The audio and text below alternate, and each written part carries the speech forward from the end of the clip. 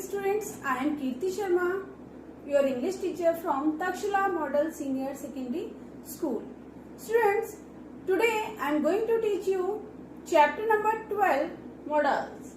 In this chapter, we will learn about what are the modals, what are the rules we should keep in our mind while using different modals and different types of modals.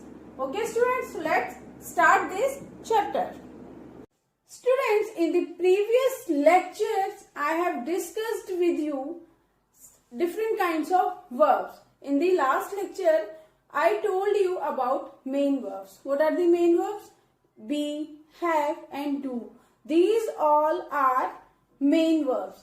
Like the main verbs, there are other auxiliary verb, that is modal. Where we use modals?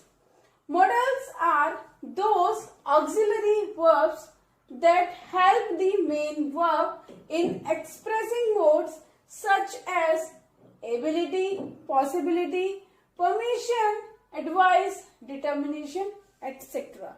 Or in short, modals are the verbs which tell us the mode of the action. But there is a thing about the modals, that modals cannot be used alone. Means when we use modal, it needs what? It needs main verb with this. For example, I can dash hockey.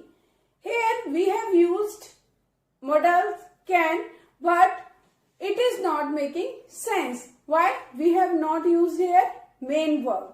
What is main verb?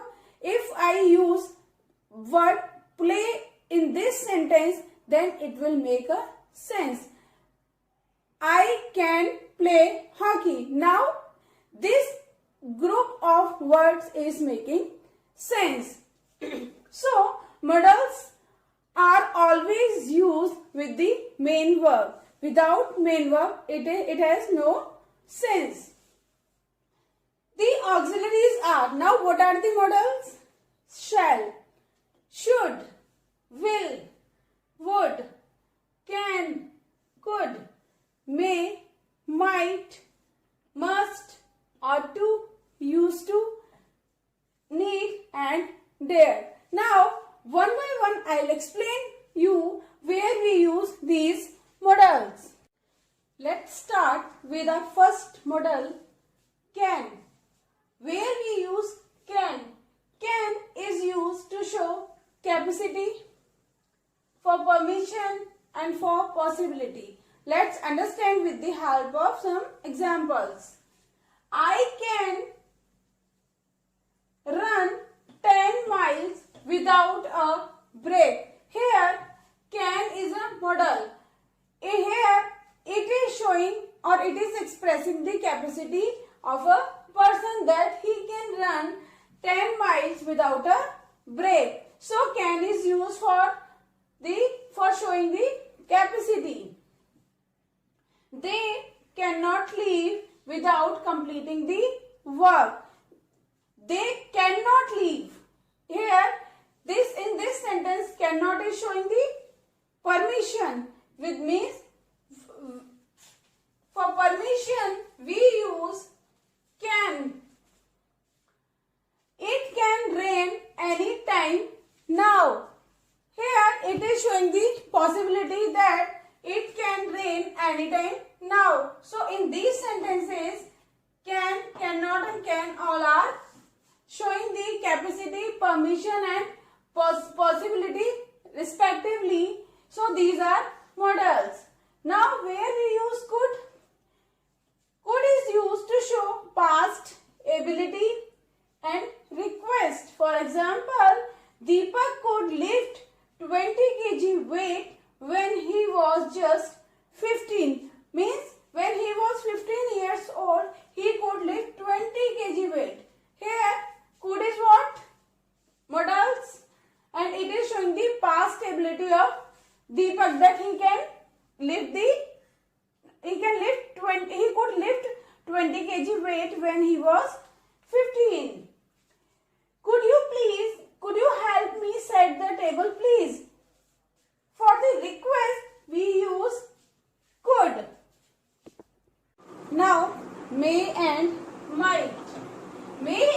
used to get permission, for possibility and for wish. For example, may I share your lunch? Means here the person is seeking permission. So may is used in this sentence. India may win the match. Here may is showing the possibility. India may or may not win the match. So it is just showing the possibility. May you succeed. When we pray or when we bless someone or wish for someone, we use may. May you succeed. Might. Past tense of may, and for past possibility we use might. His sister might have become nurse. It is showing the past ability that his sister might have become nurse. He said to me that I might do as I please. It is showing the past ability.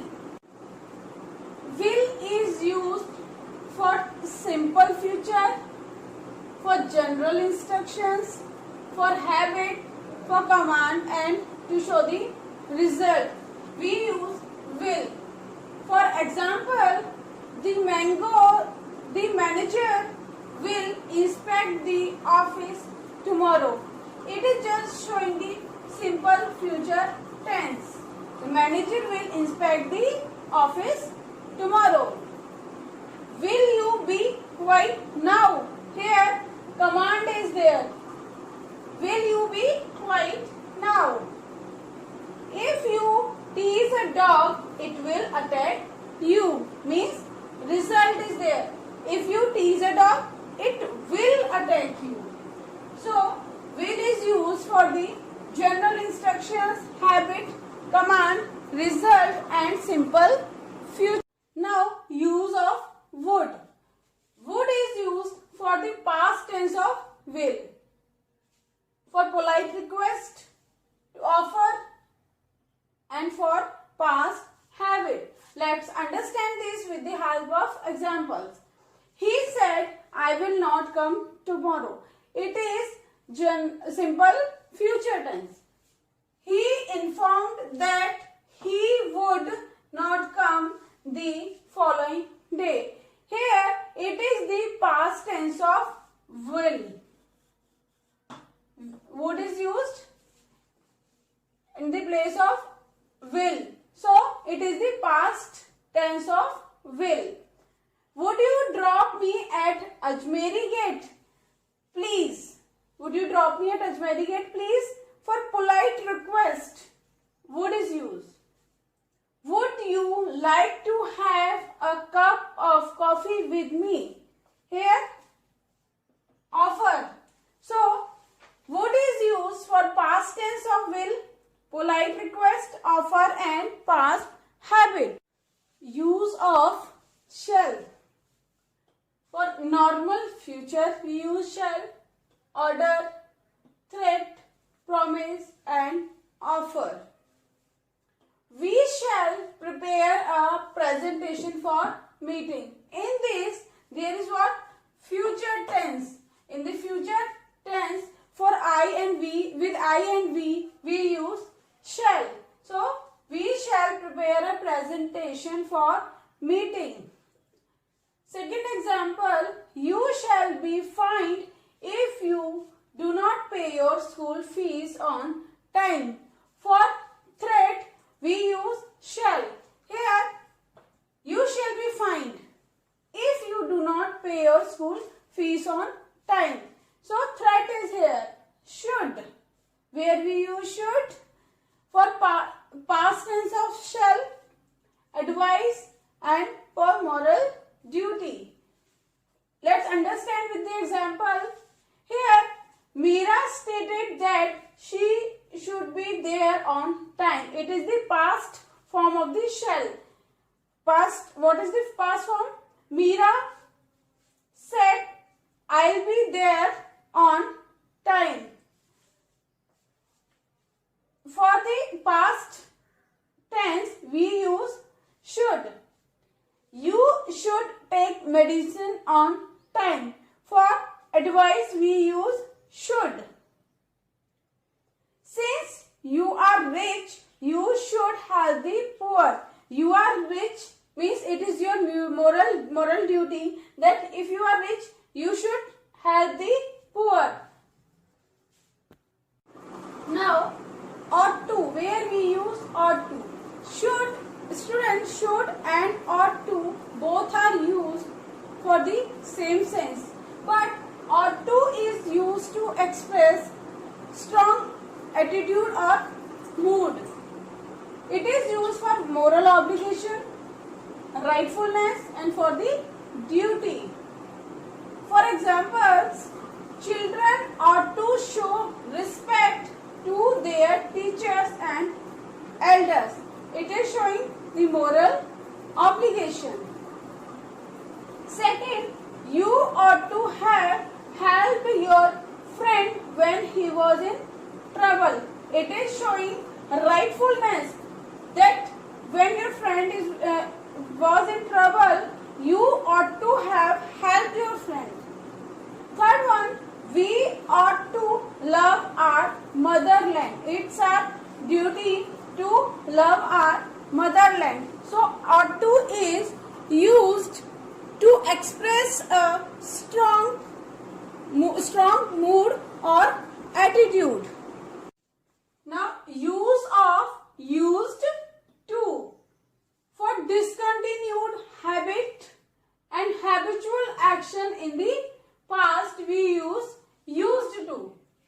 For example, we used to watch many movies in our school days. Means this is what discontinued habit. In our school days, we used to watch many movies, not now. Second example, my grandmother used to tell me stories of fairy tales in my childhood. It is showing the habitual action in the past. Like in my childhood, my grandmother used to tell me stories. Now, use of need and dare. We use need for obligation, for necessity and for compulsion. For example, I am fine, you need not worry about me. It's an obligation. So, you need, here need is what? Modal. Children need to practice obedience. It's a necessity that children need to practice obedience. Where we use dare, dare is used to show confidence, courage and impunity. Generally, need and dare both are called semi-modals as they have only one use each and they are used with an implicit or explicit tool. Let's understand with the help of examples. She dare not wade into the deep water. It is showing confidence. Dare one cross the forest alone. It is showing the courage. I dare say that you are a liar. It is showing impunity. That's all for today. Now we will solve the exercise. Now let's solve this exercise. Fill in the blanks with appropriate modals. We dash respect and obey our parents. What will come here? Ought to, because it is showing the moral obligation. The sky is overcast. It may rain. What is here? Here is possibility that it may rain. So may will come here. Dash, God bless you with success. Here what is? Wish is a here. That is why we have used may for wish. He climbed the tree carefully lest he should fall down. Here result is showing should what is showing? Result. If India wins the match, we shall have cake for celebration. It is also showing what? It is also showing the result. So that's all for this exercise.